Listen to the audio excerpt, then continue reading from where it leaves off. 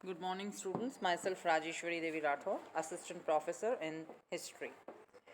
मैंने अपने पिछले वीडियो में आपको संवैधानिक विकास के अंतर्गत जो है बताया था रेगुलेटिंग एक्ट। आज हम करेंगे संवैधानिक विकास के अंतर्गत पिट्स इंडिया एक्ट।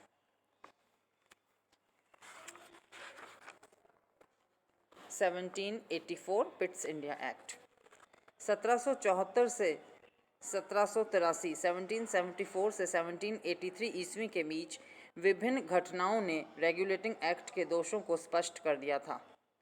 मद्रास और बम्बई की प्रेसिडेंसियों पर बंगाल सरकार का पर्याप्त नियंत्रण न होने के कारण कंपनी को अनावश्यक युद्धों में उलझना पड़ा था।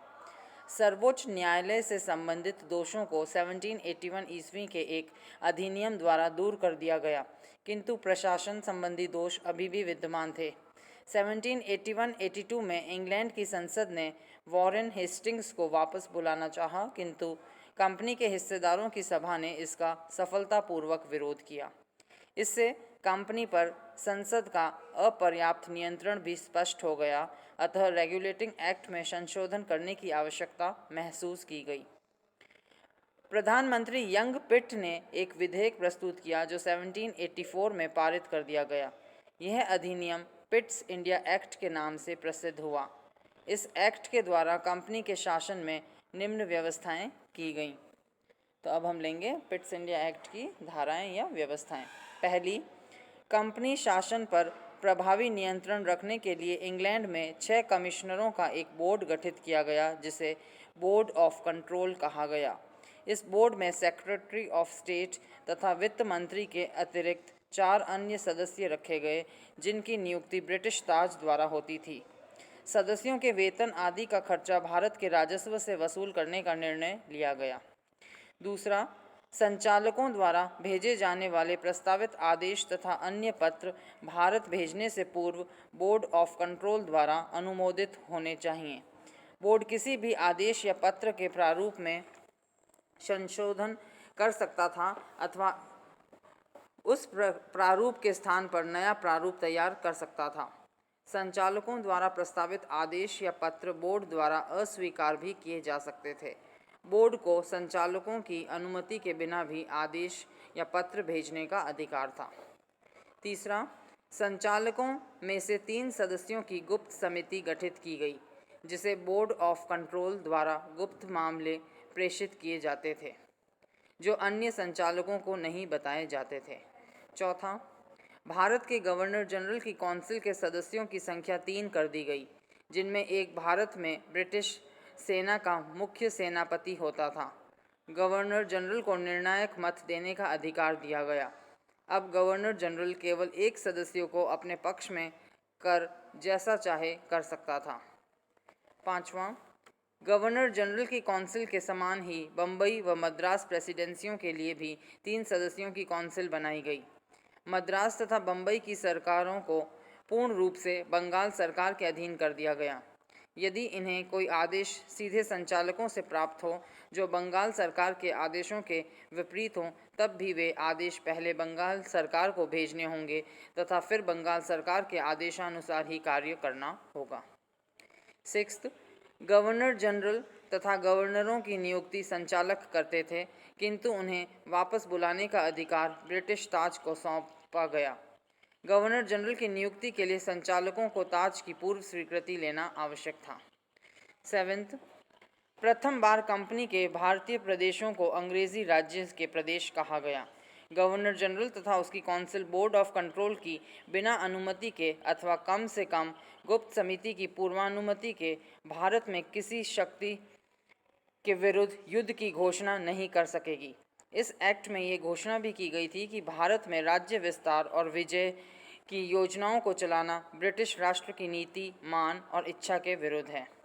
और 8 था, बम्बई व मद्रास प्रेसिडेंसियां पूर्णतया गवर्नर जनरल तथा उसकी काउंसिल के अधीन होंगी। बंगाल तथा इंग्लैंड के अधिकारियों की आज्ञाओं का उल्लंघन करने पर प्रेसिडेंसियों के गवर्नर को निलंबित किया जा सकता था। तो ये थे अधिनियम की धाराएं। अब हम लेंगे अधिनियम का महत्व या पिट्स इंडिया एक्ट का महत्व। यद्यपि इस एक्ट ने कंपनी के मूलभूत संविधान में कोई परिवर्तन नहीं किया, फिर भी इस एक्ट का अत्यधिक महत्व है, क्योंकि इसके द्वारा पहली बार कंपनी के भारतीय राज्यों को अंग्रेजी राज्य का अंग माना गया और उन पर नियंत्रण रखने के लिए बोर्ड ऑफ कंट्रोल की स्थापना की गई। गुप्त समिति का गठन करके कंपनी के कार्यों में कार्यकुशलता उत्पन्न की गई। इस एक्ट के द्वारा गवर्नर जनरल का बम्बई व मद्रास सरकारों पर नियंत्रण निश्चित एवं वास्तविक बन गया तथा कंपनी के समस्त सैनिक और असैनिक मामलों पर ब्रिटिश संसद का नियंत्रण स्थापित हो गया। इस प्रकार रेगुलेटिंग एक्ट द्वारा ब्रिटिश संसद का जो अनिश्चित नियंत्रण स्थापित किया गया उसे अब वास्तविक बना दिया गया। इस एक्ट द्वारा कंपनी की विदेश नीति को भी एक नई दिशा दी गई। अब कंपनी के कार्यों को दो भागों में बांट दिया गया। राजनीतिक व शासन संबंधी कार्यों पर नियंत्रण के लिए बोर्ड ऑफ कंट्रोल की स्थापना की गई तथा व्यापारिक कार्यों पर नियंत्रण संचालकों पर छोड़ दिया गया। बोर्ड ऑफ कंट्रोल के 6 सदस्यों में से एक सेक्रेटरी ऑफ स्टेट तथा दूसरा वित्त मंत्री होता था। अतः बोर्ड ऑफ कंट्रोल का वास्तविक कार्य सरकार के इन 2 सदस्यों द्वारा ही किया जाता था। अन्य 4 सदस्य बोर्ड के कार्यों में बहुत ही कम रुचि लेते थे। बोर्ड ऑफ कंट्रोल संचालकों द्वारा नियुक्त किसी भी कर्मचारी को वापस बुला सकता था। इसका परिणाम यह निकला कि संचालक अब ऐसे किसी व्यक्ति को नियुक्त नहीं करते थे जिसे बोर्ड ऑफ कंट्रोल नहीं चाहता था। अतः स्वाभाविक ही था कि भारत के गवर्नर जनरल संचालकों के आदेशों की अपेक्षा बोर्ड ऑफ कंट्रोल के आदेशों को अधिक महत्व देते थे। इस प्रकार कंपनी की नीतियों का संचालन पूरी तरह से ब्रिटिश सरकार के अधीन हो गया।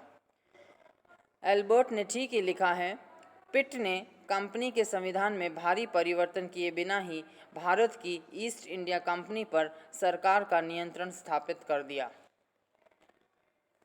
इस एक्ट द्वारा लंदन में जो दोहरी सरकार स्थापित की गई उसमें अनेक दोष थे।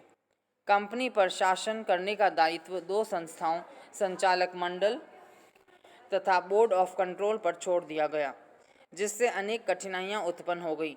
चूँकि इन दोनों संस्थाओं की शक्तियों को अनिश्चित छोड़ दिया गया था, किसी मामले में किसी की जिम्मेदारी निश्चित करना कठिन था। फलस्वरूप इससे गैर जिम्मेदारी की भावना उत्पन्न हो गई।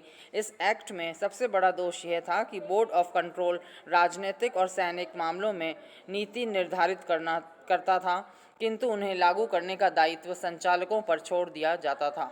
अतः जिन निर्णयों को संचालक नहीं चाहते थे उन्हें लागू करने में अनेक बहाने बनाकर अनावश्यक देरी कर देते थे। यह दोहरी प्रणाली 1858 में समाप्त की गई थी।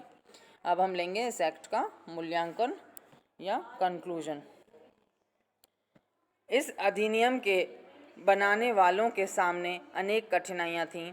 एक तरफ कंपनी कम से कम अधिकार ब्रिटिश सरकार को सौंपना चाहती थी, तो दूसरी ओर ब्रिटिश संसद भारतीय शासन पर अपना नियंत्रण स्थापित करना चाहती थी।